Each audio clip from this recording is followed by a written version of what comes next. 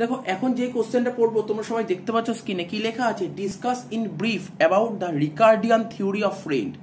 এটাকে ঘুরিয়ে ফিরিয়ে অন্যভাবে কোশ্চেন দিতে পারে, why does rent arise according to Ricardian theory. ঠিক আছে, তো রেন্ট নিয়ে সবার প্রথম যেই ইকোনমিস্ট আলোচনা করেছিল, ডিসকাস করেছিল, তার নাম তো রিকার্ডো। সবার প্রথম রেন্টের ডেফিনেশন দিয়েছিল রিকার্ডো, এবং পরবর্তী সময় এই রিকার্ডোই রেন্ট সম্পর্কে থিওরি দিয়েছিল। তো দেখো কি লেখা আছে, rent can be define in 3 way. ঠিক আছে, রেন্টকে আমরা 3 দিক থেকে ডিফাইন করতে পারি।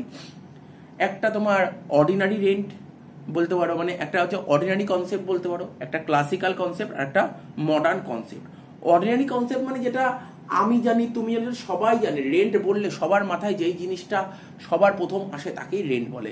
সাপোজ ধরো আমি কারোর বাড়িতে বসবাস করছি, ঠিক আছে, কারোর বাড়িতে বসবাস করছি, তার জন্য বাড়িতে বসবাস করার জন্য তাকে যে পেমেন্টটা করতে হচ্ছে রেন্ট। ঠিক আছে, আমি কারোর মেশিন ব্যবহার করছি, মেশিনটা ব্যবহার করার জন্য তাকে যে পেমেন্ট করতে হচ্ছে সেটা রেন্ট। ঠিক আছে, আমি কারোর পিসি বা ল্যাপটপ ব্যবহার করছি, তার জন্য তাকে যে পেমেন্ট করতে হয় সেটা রেন্ট। আমি কারোর গাড়ি ব্যবহার করছি, ঠিক আছে, সেই গাড়িটা ব্যবহার করার জন্য আমাকে যে তাকে পেমেন্ট করতে হয় সেটা রেন্ট। এটা হচ্ছে অর্ডিনারি কনসেপ্ট। কি বলেছে দেখো এখানে, বলতে payment made to the owner. ঠিক আছে, payment made to the owner, ওনারকে পেমেন্ট করবে অফ সাম ক্যাপিটাল গুডস। আমরা যদি কোনো একটা ক্যাপিটাল গুডসের ওনারের কাছ থেকে যদি নিয়ে সেটা ইউজ করি, তার জন্য ওনারকে তো কিছু পেমেন্ট করতে হবে, আর যেটা পেমেন্ট করছি সেটাই হচ্ছে রেন্ট। এটা হচ্ছে অর্ডিনারি কনসেপ্ট। এবার ক্লাসিক্যাল কনসেপ্ট। ক্লাসিক্যাল কনসেপ্ট এটাই তো রিকার্ডো বলেছিল। কি বলেছিল, বলছে রেন্ট কি, rent is the portion. Rent হচ্ছে একটা পোর্শন। কিসের portion? Of the produce of আর্থ। ঠিক আছে, অর্থাৎ যেই জমিতে আমরা প্রোডাকশন করব, ঠিক আছে, যেই জমিতে আমরা প্রোডাকশন করবো, বলছে produce of earth which is paid to the landlord. এবং এই রেন্টের টাকাটা কাকে দেবো, মানে ওই ল্যান্ডের লটকে দেবো, মানে ল্যান্ডলর্ডকে দেবো, মানে জমির মালিককে দেবো, for the use of original and indestructible power of land. Classical economist Ricardo এটাই বলতে চেয়েছিল যে ল্যান্ড আছে না, সেই ল্যান্ড এর আদিম এবং অবিনশ্বর ক্ষমতা। ল্যান্ডের যে আদিম এবং অবিনশ্বর ক্ষমতা, ঠিক আছে, আদিম এবং অবিনশ্বর ক্ষমতা ব্যবহার করার জন্য জমির মালিককে যেটা দেয়া হয়, ঠিক আছে, সেটাই হচ্ছে ল্যান্ড, সেটাই হচ্ছে রেন্ট। তো দেখো এখান থেকে আমরা কি বের করতে পারি, আমরা এখান থেকে এটাই বলতে পারি, এই যে রিকার্ডো যে রেন্টের ডেফিনেশন দিয়েছে, ক্লাসিক্যাল ডেফিনেশনটা, সেখান থেকে দুটো জিনিস উঠে আসছে। অর্থাৎ আমরা এটা বলতে পারি যে এই ল্যান্ড ব্যবহার করার জন্য যে দাম দিতে হচ্ছে, ল্যান্ডটা ব্যবহার করার জন্য যে দাম দিতে হচ্ছে সেটা হচ্ছে তোমার রেন্ট। ঠিক আছে, আর এই রেন্ট মানে রিকার্ডো এই কথাই বলেছিল, আমরা কি জানি ফ্যাক্টর অফ প্রোডাকশন। প্রোডাকশনে কি কি ফ্যাক্টর আছে, স্যার ল্যান্ড আছে, লেবার আছে, ক্যাপিটাল আছে, আর অর্গানাইজেশন আছে। ঠিক আছে, কিন্তু রিকার্ডো কি বলেছিল, ল্যান্ড ছাড়া যে অন্যান্য যে ফ্যাক্টর আছে না, সেখান থেকে কিন্তু রেন্ট উদ্ভব হয় না। অর্থাৎ রিকার্ডো এই কথাই বলেছিল ল্যান্ডের ওপরই রেন্ট হবে। অর্থাৎ রিকার্ডো এই কথাই বলেছে restricted to land, rent restricted to land, মানে রিকার্ডো বলতে চাইছে যে ল্যান্ডের ওপরই রেন্ট হবে, ল্যান্ড ছাড়া যে বাকি যে ফ্যাক্টর আছে তাদের উপর কখনোই রেন্ট হবে না। রিকার্ডো এই কথাটা বলেছে। সেকেন্ড কি পাচ্ছি আমরা, ল্যান্ডের যে মালিক প্রজার কাছ থেকে যেটা পায়, ঠিক আছে, ল্যান্ডের যে মালিক, ল্যান্ডের যে অরিজিনাল মালিক, ওরা প্রজাদের কাছ থেকে যেই টাকাটা পায়, ঠিক আছে, সেই পুরো টাকাটাকে কিন্তু রেন্ট বলা যায় না। অর্থাৎ জমির আদিম এবং অবিনশ্বর শক্তির জন্য জমির মালিকের যেটা পাওনা, ঠিক আছে, জমির যে আদিম এবং অবিনশ্বর, টার্মটা শুনবে, আদিম এবং অবিনশ্বর শক্তি, এটা ব্যবহার করার জন্য জমির মালিকের যেটা পাওনা সেটাই হচ্ছে তোমার রেন্ট। জমির আদিম এবং অবিনশ্বর শক্তি ইংলিশটা দেখো, এই যে অরিজিনাল আর ইনডেস্ট্রাক্টেবল পাওয়ার অফ ল্যান্ড, এর জন্য জমির মালিক যেটা পায় সেটাই হচ্ছে তোমার রেন্ট। আর একটা কি, এটাও মাথায় রাখতে পারো, এটাও তোমরা মানে মনে রাখবে, ল্যান্ডের যে মালিক ওই ল্যান্ডটাকে চাষের যোগ্য করে তোলার জন্য, ঠিক আছে, চাষের যোগ্য করে তোলার জন্য নিশ্চয়ই মালিক নিশ্চয়ই ওই জমিটার মধ্যে বেশ কিছু খরচাপাতি করেছে, এবং সেই যত টাকা খরচা করে সেই খরচাটাই ও রেন্টের মাধ্যমে তুলে নিতে চান। ঠিক আছে, বোঝা গেল ক্লাসিক্যাল কনসেপ্টটা কি। এবার আমরা চলে আসব মডার্ন কনসেপ্টে। মডার্ন কনসেপ্টটা কি, দেখো ক্লাসিক্যাল কনসেপ্ট তখন ল্যান্ড নিয়ে আলোচনা করতো, কিন্তু পরবর্তীকালে ল্যান্ড তো না, তারপর আরো অনেক জিনিস বেরিয়ে এসেছে। সেখানে কি বলেছে, মডার্ন কনসেপ্টে কি বলেছে, আমরা তো প্রোডাকশনে অনেকগুলো ফ্যাক্টর পড়েছি। কি কি ফ্যাক্টর পড়েছি, ল্যান্ড পড়েছি, লেবার পড়েছি, ক্যাপিটাল পড়েছি, অর্গানাইজেশন। বলছে all factors having in elastic supply ঠিক আছে, আমাদের তো প্রোডাকশন অনেকগুলো ফ্যাক্টর আছে, ঠিক আছে। তো যার সাপ্লাই ইন ইলাস্টিক, ঠিক আছে, তাদের রেন্ট হবে। বলছে all factors having in elastic supply, ঠিক আছে, যে সমস্ত ফ্যাক্টরের supply in elastic, sir in elastic মানে কম, একদম কম, যে সমস্ত ফ্যাক্টরির সাপ্লাইটা কম, ঠিক আছে, হ্যাভ রেন্ট, তাদের রেন্ট দিতে হবে। অ্যান্ড ইট ইজ পসিবল, এটা কখন পসিবল? শর্ট রান অনলি, ঠিক আছে, শর্ট রানে এটা পসিবল। ঠিক আছে, মোটামুটি ছোট কনসেপ্ট পড়ে নিলাম এইগুলো। বলছে according to Ricardo rent is restricted to land, কিছুক্ষণ আগেই বললাম, ঠিক আছে। রিকার্ডো কি বলেছে? Rent is restricted to land, ঠিক আছে, ল্যান্ডের মধ্যে সীমিত তোমার রেন্টটা, ঠিক আছে। তো it is being due to difference in the fertility of different piece of land. Suppose ধরো তোমার কাছে ধরো 3টে পিস অফ ল্যান্ড আছে, ঠিক আছে, এবং 3টে সমান পরিমাণ জমি, ইকুয়াল জমি, ঠিক আছে। তো এবার ধরো প্রতিটা জমি থেকে তো আর তুমি সমান প্রোডাকশন পাবে না, কোনো জমিতে বেশি প্রোডাকশন পাবে তো কোনো জমিতে কম প্রোডাকশন হবে। অর্থাৎ আমি এটাই বলতে চাইছি, কোনো জমি বেশি উর্বর তো কোনো জমি কম উর্বর, ঠিক আছে। তাই বলেছে according to Ricardo rent is restricted to land only, it is being due to difference in the fertility, ঠিক আছে, of different piece of land, মানে বিভিন্ন যে ল্যান্ড আছে না, তো সব জমি থেকে তুমি সমান প্রোডাকশন পাবে না, কোনো জমিতে বেশি পাবে তো কোনো জমিতে কম পাবে। কারণ এর পেছনে একটাই কারণ, কোনো জমি বেশি উর্বর কোনো জমি কম উর্বর, এটা রিকার্ডো বলেছিল। এবার বলছি যে কোনো থিওরি পড়তে গেলে আমরা জানি যে কোনো থিওরি পড়তে গেলে তার কিছু অ্যাজাম্পশন পড়তে হয়, তো এখানেও তাই পড়তে হবে। তাই বলছি the theory is based on certain assumption which are as follows, ঠিক আছে। রিকার্ডো তার থিওরিতে বেশ কিছু অ্যাজাম্পশনের কথা বলেছে, সেই অ্যাজাম্পশনগুলো আমাকে ভালো করে জানতে হবে।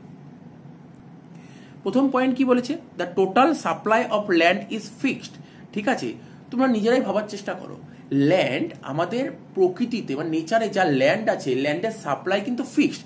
তুমি যতই চেষ্টা করো, যত টাকা পয়সা খরচা করো না কেন, ল্যান্ডের পরিমাণ তুমি বাড়াতে পারবেই না, কোনো দিন ল্যান্ডের পরিমাণ বাড়াতে পারবে না, ঠিক আছে। তো আর আস্তে আস্তে তো ল্যান্ড কমতে থাকছে, কেন? সমুদ্রের জল বাড়তে থাকছে, সুতরাং ল্যান্ড কমতে থাকছে। তো ল্যান্ডের সাপ্লাই অফ ল্যান্ড কিন্তু ফিক্সড, এটা মাথায় রাখবে।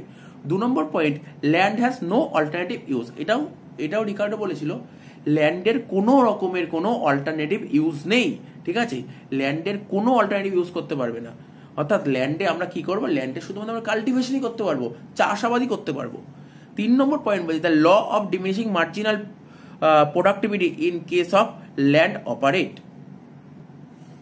এটা বলতে যে প্রোডাকশনের ক্ষেত্রে, ঠিক আছে, ল্যান্ডের তোমার ল অফ ডিমিনিশিং মার্জিনাল ইউটিলিটিটা, ঠিক আছে, ল অফ ডিমিনিশিং মার্জিনালিটি কার্যকরী হচ্ছে। এর মানেটা কি? এর মানেটা হচ্ছে যে লেবার ক্যাপিটাল এইগুলো বিনিয়োগ করতে থাকলে, মানে তোমার এমপ্লয় করতে থাকলে কি হবে? একটা নির্দিষ্ট পরিমাণ অবধি এই তোমার ক্রপটা হবে, তৈরি হবে, মানে ফসল হবে, তারপর আর হবে না, ঠিক আছে। অর্থাৎ এটা মাথায় রাখতে হবে তোমাকে, law of diminishing marginal utility. Next কি বলেছে? Rent is paid for using original and indestructive power of soil, ঠিক আছে। অর্থাৎ রেন্টটা কি? রেন্ট হচ্ছে জমির আদিম এবং অবিনশ্বর শক্তির প্রতিদান, এটা মাথায় রাখতে হবে, আদিম এবং অবিনশ্বর শক্তির প্রতিদান, ঠিক আছে। তো land is free of gift nature, ল্যান্ডটা কি? প্রকৃতির দান তোমরা বলতে পারো, ঠিক আছে। বলছে there is perfect competition in the land as well as in the crop market, ঠিক আছে। অর্থাৎ প্রজারা যে সমস্ত ক্রপ তৈরি করছে তার কিন্তু পূর্ণ প্রতিযোগিতা রয়েছে, এটাই বলছে, পারফেক্ট কম্পিটিশন রয়েছে। It is a long run theory, এটা লং রান থিওরি। তারা বলছে most fertile land will be cultivated first, মানে আমি কি বললাম যে সব জমি থেকে তুমি সমান রকমের প্রোডাকশন পাবে না, কোনো জমিতে বেশি হবে তো কোনো জমিতে কম পাবে। তো যেই জমিতে তুমি বেশি প্রোডাকশন পাবে সেই জমি বেশি উর্বর, যেই জমি বেশি উর্বর সেই জমিটাকে, ঠিক আছে, সেই জমিতে ফার্স্ট প্রোডাকশন হবে, ফার্স্টে চাষাবাদ করবে, এই বলেছে assumption. On the basis of the above assumption, Ricardo says that this theory may be explained in 3 different way. এই অ্যাজাম্পশনগুলো করার পর রিকার্ডো তার থিওরিটা 3টে ওয়েতে তোমার ডেসক্রাইব করেছে। প্রথমেই হচ্ছে আমরা পড়বো স্কার্সিটি রেন্ট, ঠিক আছে। কি বললাম? স্কার্সিটি রেন্ট, স্কার্সিটি মানে কম, ঠিক আছে, স্কার্সিটি মানে হচ্ছে তোমার কম। তো স্কার্সিটি অফ রেন্ট সম্পর্কে আমরা আলোচনা করব। তো কি বলেছে? As supply of land is স্কার্স, মানে আমাদের প্রকৃতিতে ল্যান্ডের সাপ্লাইটা কি? স্যার ল্যান্ডের সাপ্লাই তো সীমিত, ল্যান্ড তো নেই, ল্যান্ড তো একদমই কম, ঠিক আছে। And increase in the demand for land, কিন্তু ধীরে ধীরে কি হচ্ছে? ল্যান্ডের চাহিদা আমাদের প্রচুর বাড়ছে, tends to increase rent which is known as scarcity rent. ঠিক আছে, তো এই কারণের জন্য কি হচ্ছে, রেন্ট বেড়ে যাচ্ছে। আমাদের প্রকৃতিতে কি হচ্ছে, ল্যান্ডের সাপ্লাই নেই, ল্যান্ডের সাপ্লাই প্রচুর কম, কিন্তু ডিমান্ড প্রচুর, ডিমান্ড প্রচুর হলে কি হচ্ছে না, রেন্টটা বেড়ে যাচ্ছে। এটাই হচ্ছে scarcity rent. This situation occur when land are equally fertile.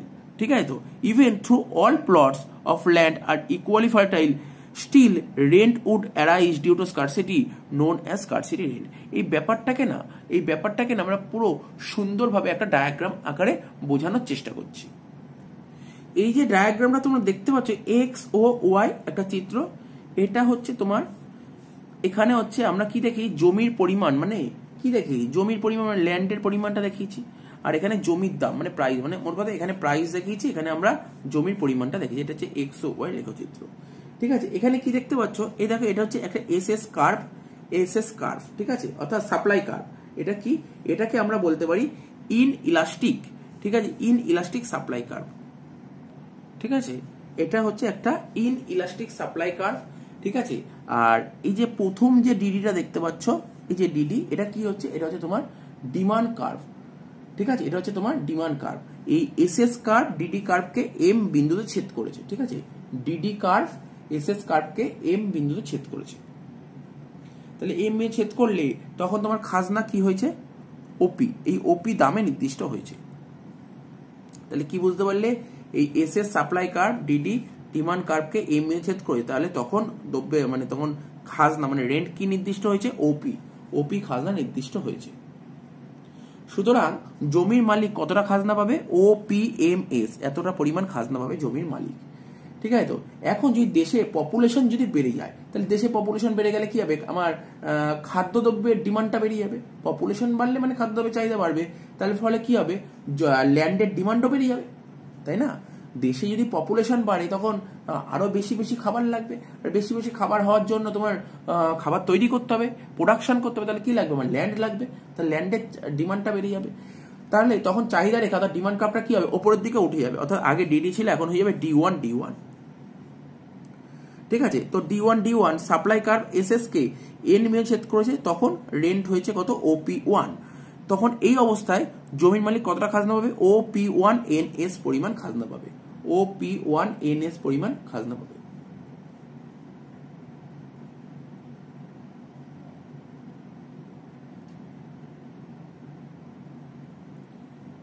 ঠিক আছে, আর এটাই হচ্ছে, অর্থাৎ ল্যান্ডের ডিমান্ড বেড়ে যাওয়ার দরুন, ল্যান্ডের ডিমান্ড বেড়ে দেওয়ার জন্য যে আমাদের যে জমিদার আছে, ঠিক আছে, তারাও রেন্টের পরিমাণ বেড়ে যাবে, অর্থাৎ ওদের একটা ইনকাম হবে। এটাই হচ্ছে তোমার স্কারসিটি রেন্ট, ব্যাপারটা বোঝালাম। এবার পড়বো আমরা differentiated rent. Ricardo assume that different grades of land, তো অ্যাকচুয়ালি এখানে তিন ধরনের গ্রেডস নিয়ে বললো, গ্রেডস 1, গ্রেডস 2, গ্রেডস 3। ঠিক আছে, আর cultivated gradually in descending order, cultivation starts with the most fertile land. তো দেখো আমি আগেই বলেছি, ডিসেন্ডিং মানে তোমরা সবাই জানো বড় থেকে ছোট, অর্থাৎ রিকার্ডো বলতে চাইছে যেই জমি বেশি উর্বর, অর্থাৎ যেই জমিতে বেশি প্রোডাকশন পাবে সেই জমিতে আগে চাষাবাদ হবে, তারপরে যখন একটু কম হবে সেটা তারপরে, তো মানে বুঝতো, যেই জমিতে সবচেয়ে বেশি চাষাবাদ হবে, যেই ঠিক আছে, যেই জমিতে বেশি প্রোডাকশন হবে সেই জমিতে সবার প্রথম চাষ করবো, তার থেকে একটু কম প্রোডাকশন সেকেন্ডে হবে, তার থেকে একটু কম প্রোডাকশন থার্ডে হবে, এটা বলেছে। ঠিক আছে, তো বলছে over time when population increases demand for food also increases. তো কমন ব্যাপার, পপুলেশন যদি ইনক্রিজ করে যায় তো ডিমান্ড ফর ফুড ইনক্রিজ করবে। Cultivation shift to inferior grade of land, the Ricardo theory of rent can illustrated by giving an example. ঠিক আছে, ব্যাপারটা একটা এক্সাম্পলের সাহায্যে বোঝাবো। ঠিক আছে, তাহলে বুঝতে পারলে তো কি বলতে চাইছে, মানে কোন জমি কতটা উর্বর তার উপর বেস করে, ঠিক আছে, তার উপর বেস করে যেটা বলেছে,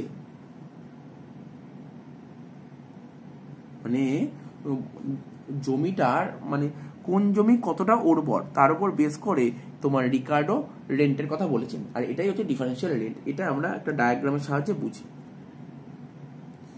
ঠিক আছে, এই দেখো এটা হচ্ছে অনুভূমিক অক্ষ, এখানে জমির পরিমাণ দেখিয়েছি, আর এখানে জমির পরিমাণ দেখিয়েছি মানে হচ্ছে তোমার ল্যান্ড, আর এখানে হচ্ছে আমরা প্রোডাকশনটা দেখিয়েছি। ঠিক আছে, তো পুরো দেখা যাচ্ছে, পুরো দেখা যাচ্ছে। এই চিত্রটা যদি তুমি দেখো এই ডায়াগ্রামে, এটা হচ্ছে এবি, ঠিক আছে, এটা হচ্ছে গ্রেড 1 ল্যান্ড বলতে পারো, এটা বিসি, এটা গ্রেড 2 ল্যান্ড, এটা সিটি গ্রেড 3 ল্যান্ড। এটা কি বললাম, একদম কমন ব্যাপার। এখানে হচ্ছে এবি মানে গ্রেড 1 ল্যান্ড, এটা গ্রেড 2 ল্যান্ড, এটা গ্রেড 3 ল্যান্ড, ঠিক আছে, এবং তিনটেই হচ্ছে ইকুয়াল ল্যান্ড, ঠিক আছে, মানে ইকুয়াল পরিমাণ জমি, ঠিক আছে। তো এবার গ্রেড 1 এর কথা যদি বলি, গ্রেড 1 এইটুকু পরিমাণ জমির মোট উৎপাদন, মোট প্রোডাকশনটা কত, এ বি এফ ই, মাথায় রাখবে। এই যে এইটুক যে জমি, এই যে এইটুক যে জমি এ বি পরিমাণ জমি, ঠিক আছে, এই জমির টোটাল প্রোডাকশনটা কত, এ বি এফ ই, ঠিক আছে। আর এই জমিতে প্রোডাকশন করতে তার খরচাপাতি কত হচ্ছে, ঠিক আছে, কস্ট কত হচ্ছে, A B G L, A B জি এল, তার মানে টোটাল প্রোডাকশন এত, ঠিক আছে। তো আর এই প্রোডাকশনটা কত, খরচা হলো কত, এই দেখো এই ব্ল্যাঙ্ক পোর্শনটা খরচা হলো। তার মানে